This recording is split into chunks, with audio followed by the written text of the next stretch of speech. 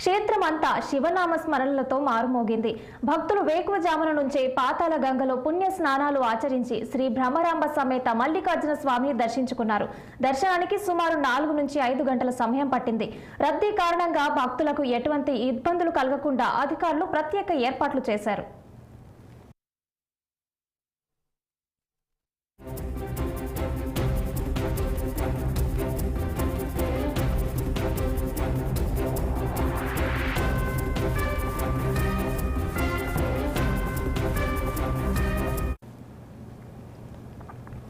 తిరుమలలో భక్తుల రద్దీ కొనసాగుతుంది. వైకుంఠ ద్వారం క్యూ కాంప్లెక్స్ లోని అన్ని కంపార్ట్మెంట్లు నిండి ఔటర్ రింగ్ రోడ్డు శిలాతోరణం వరకు క్యూ లైన్ రద్దీగా మారింది.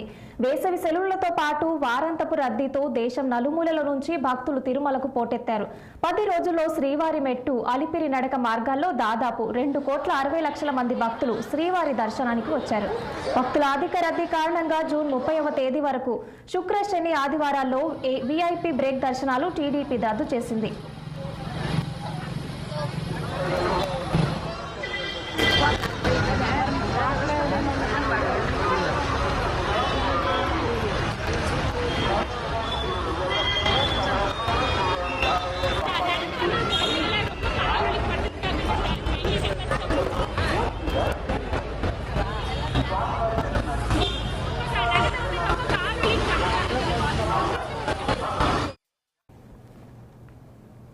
హైదరాబాద్ నగరంలో